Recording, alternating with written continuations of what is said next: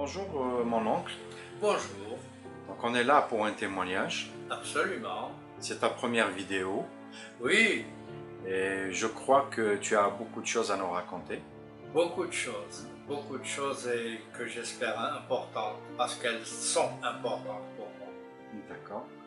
Et donc tu vas nous raconter ta vie précédente en tant que musulman et Ma vie présente en ta tant vie que chrétien. en tant que chrétien, le pourquoi musulman avant et chrétien après. Voilà, disons que c'est le sujet central de mon propos d'aujourd'hui.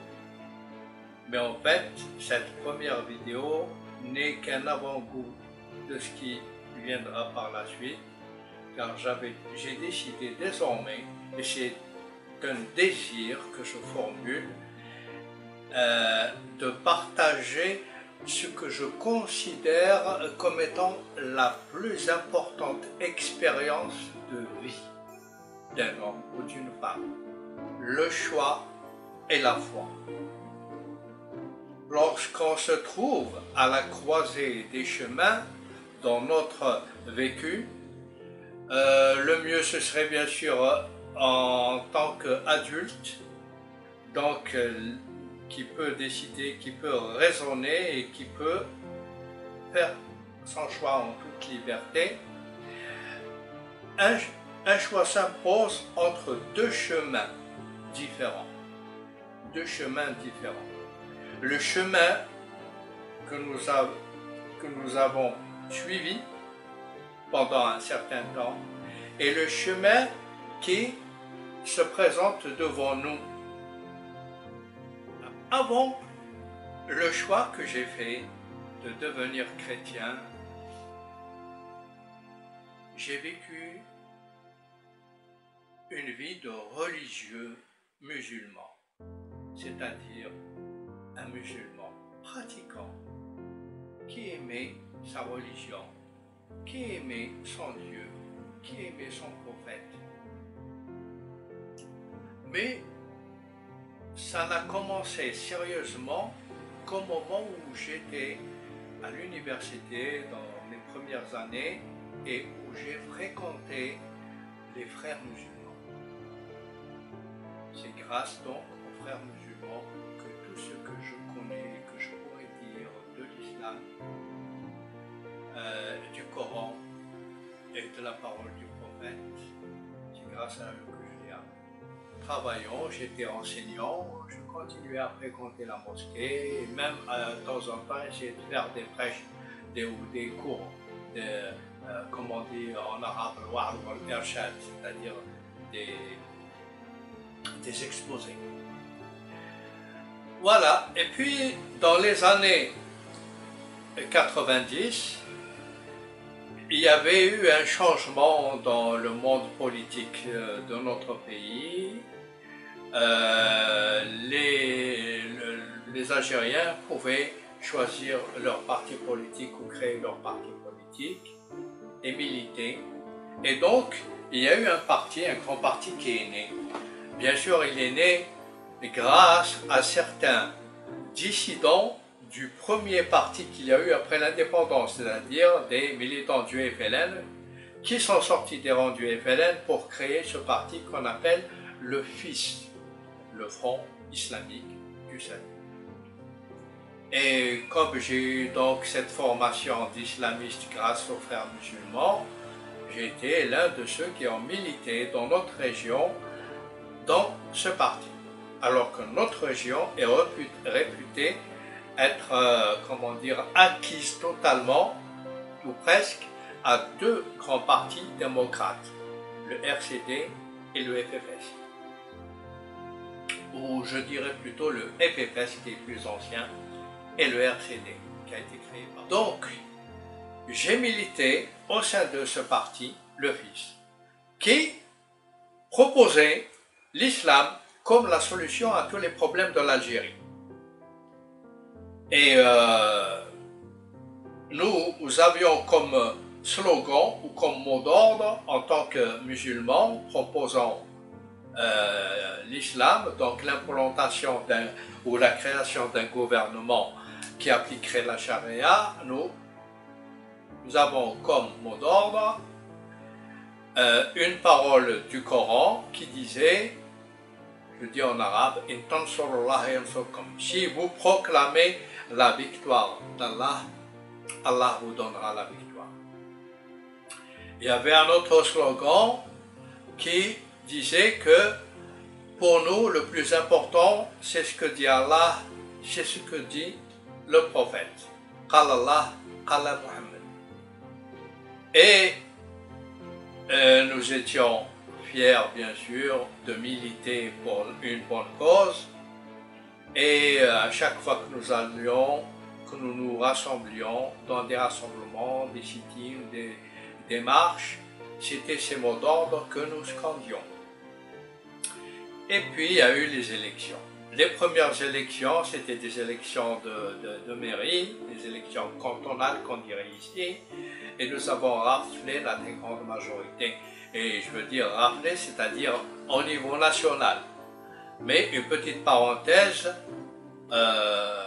bien sûr une parenthèse honnête, c'est de dire que dans la région ou le pays kabyle où je vivais, notre parti n'a pas fait grand-chose. Mais nous continuons quand même à militer et à espérer qu'avec les élections législatives, nous aurions une représentation pour cette région-là. Les élections législatives arrivées, il y a eu un premier tour, et lors de ce premier tour, nous avons eu une très grande majorité. Mais à cause de cette majorité au premier tour, les autorités en place ont commencé à trembler un peu. Parce qu'ils savaient que nous proposions ou nous annoncions qu'au cas où nous avions notre victoire totale, nous allons demander des comptes à tous ceux qui ont gouverné l'Algérie jusqu'à... On les arrête. Donc les autorités en place ont décidé d'arrêter les élections, donc il n'y a plus de deuxième tour. C'est comme si c'était un coup d'État en prévision d'un nouvel gouvernement totalement différent, un gouvernement islamiste. Donc les islamistes que nous étions, qui défendions Allah, qui défendions l'islam et qui étions prêts à former notre gouvernement pour appliquer la charia au principe de Qala Allah, Qala Rasoul, Allah a dit et le prophète a dit, nous avons été frustrés d'une victoire. Ce qui fait qu'une partie de notre est montée en réaction à ce qui s'est passé au Mali. Ils ont pris les armes pour tuer des Algériens comme eux, pour faire du sabotage. Et c'est à ce moment-là que la fameuse décennie noire a commencé, une guerre civile qui a duré une dizaine d'années. Des milliers, des centaines de milliers de morts. Et à un moment donné, j'ai commencé à réfléchir et à me dire, si je suis vraiment militant du fils, je dois faire comme les autres militants, monter au maquet et tuer. Se faire tuer. Parce que le Coran est clair.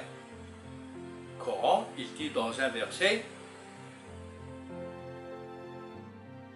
Allah a acheté les biens et les âmes des croyants en contrepartie du paradis. Ils font la guerre sainte, ils tuent et se font tuer. إن الله اشترى من المؤمنين أموالهم وأنفسهم بأن لهم الجنة يجاهدون في سبيل الله يقتلون ويقتلون. Et je défie quiconque des imams ou des savants d'Al-Azhar ou des nouveaux islamologues d'aujourd'hui qui défendent cette religion de me donner une autre traduction que celle que je viens de faire, ou une autre interprétation que ce que le commun des mortels des musulmans puissent comprendre à travers ce verset du Coran. Et ils le connaissent tous. Et les islamistes intégristes, les djihadistes, le proclament tout le temps, comme étant leur argument de choix. Et puis il y a aussi la parole de Mohammed, le prophète, qui disait en son temps, j'ai reçu ordre de faire la guerre au monde entier, jusqu'à ce qu'ils aient dit La ilaha illallah Muhammad Rasulullah, il n'y a de Dieu qu'Allah et Mohammed est son prophète. أمرت أن أقاتل الناس حتى أن يقولوا لا إله إلا الله محمد ce logia, cette parole du prophète et qui tirait, comment dire, de la tradition connue de l'islam comme étant un verset authentique, un logia authentique. Donc, connaissons ce verset, connaissons ce hadith, et voyons mes coreligionnaires faire la guerre contre leurs frères, des Algériens, des policiers, des militaires. Je me suis dit, moi qui suis de nature non violente,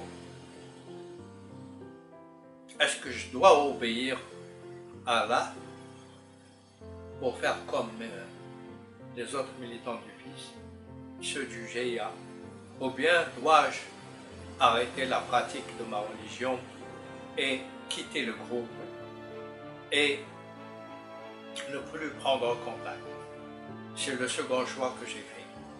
En réfléchissant, bien sûr, en me disant, si Allah se suffit à lui-même, parce qu'il est tout puissant,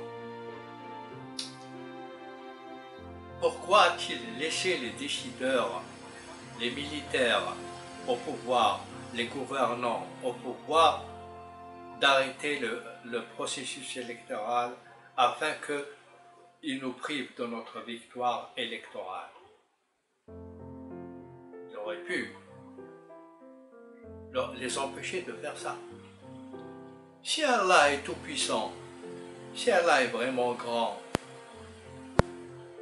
est-ce qu'il a besoin de moi pour prendre les armes et aller défendre son honneur en tuant des Algériens comme toi, en tuant des journalistes, en tuant des hommes et des femmes, des citoyens, en tuant des militaires, en tuant des gendarmes et des policiers? Non, je ne pourrais pas faire ça. Et j'ai décidé donc de ne pas monter au maquis et de ne plus prendre contact avec les militants de mon groupe. Et j'ai même à un moment donné commencé à douter et à arrêter ma pratique religieuse. En fait, j'ai arrêté de prier. Je n'ai pas encore arrêté de faire le ramadan, parce que c'est un fait social, le ramadan. Hein? Moi qui entends parler de l'islam, moi qui entends crier sur tous les toits que l'islam est la solution, les gens vont me voir manger ou fumer ou boire au vu au sud de tout le monde, ça marque mal. C'est la société que j'attaque, ce n'est plus Dieu. Donc, Dieu, je dis Dieu entre parenthèses, en fait c'est Allah. Et j'expliquerai plus tard pourquoi je fais cette distinction. Dans les années 2000, je me retrouvais dans une angoisse extrême à cause du fait que je me suis refroidi dans ma vie de religieux. J'ai arrêté de prier. Et quelque part, je me sentais coupable et je me voyais accusé, condamné, jugé par Allah. Et je me voyais déjà en enfer. Et je vivais un enfer de culpabilité et d'angoisse et d'anxiété dans ma vie. À tel point que dans mon travail, je me sentais étranger, chez moi, je me sentais étranger, dans le village, je me sentais étranger. C'est une paranoïa, presque.